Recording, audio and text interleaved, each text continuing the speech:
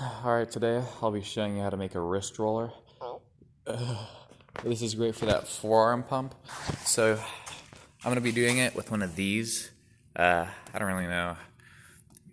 I guess it's used for that cable machine, so you can attach it to those. This is really convenient because the handle's nice. You need some twine or something, some rope.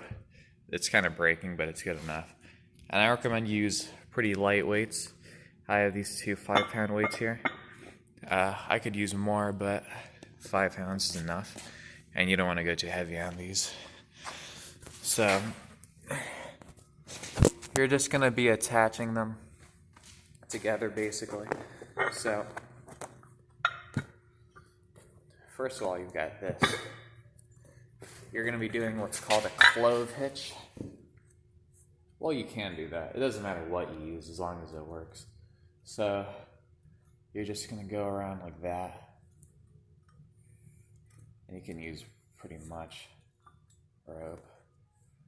And so, let's see. This rope's kind of a pain in the ass. So then you can go around like that and pull it through that loop you used. Alright. So if that looks kind of gnarly and you didn't get what I just did at all, that's alright, you can just look it up.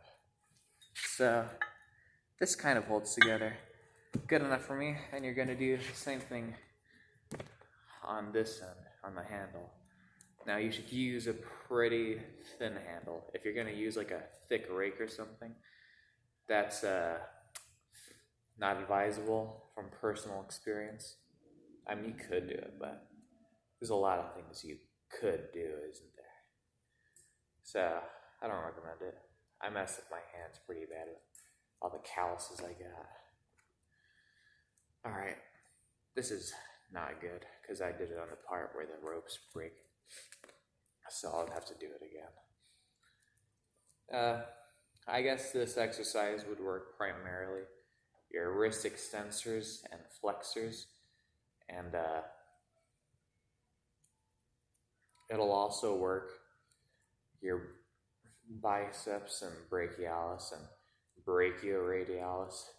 Since you're going to be doing it pronated, it'll put a lot of stress on your brachioradialis. So if you're also doing curls, it shouldn't interfere with your gains too much. Alright, so we've got something that kind of works.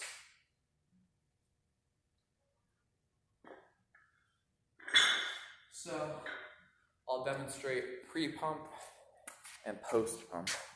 Alright.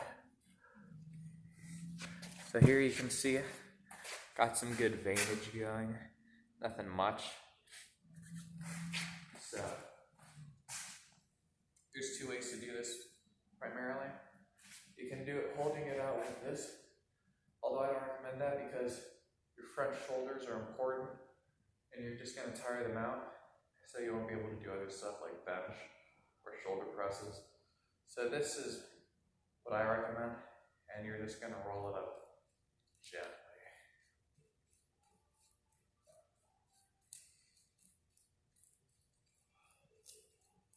This is where having the nice handle comes into play. It makes it a lot easier. And then you're going to let it down slowly. And this is going to really start burning.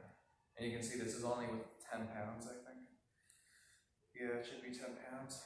So that's not a whole lot of weight. So now you're going to try and go the other way.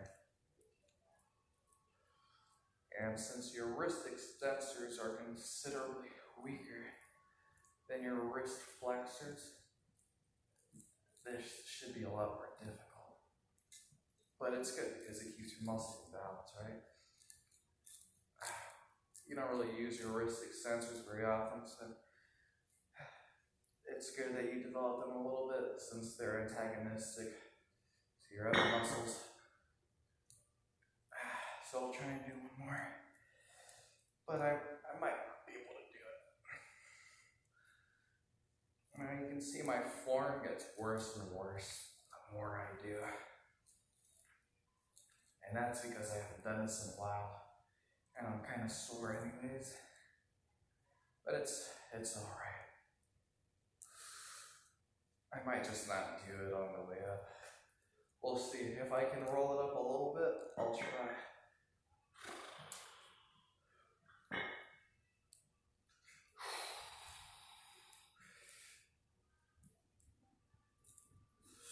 Now I'd recommend some caution so that you don't go too hard and break your wrists. You can see I'm barely getting these up, but forced reps aren't necessarily a bad thing. This is a lightweight for everything but my wrists. So, letting it down is always easier. But it's good eccentric work. Make sure you don't rush it because eccentric work is probably more important for you than concentric. So, that's that. My forearms are in pretty intense pain now.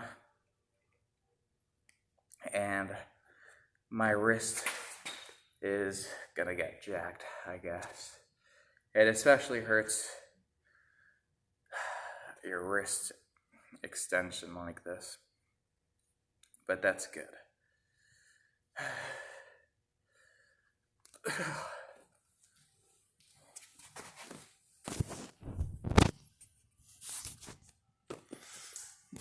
Signing out.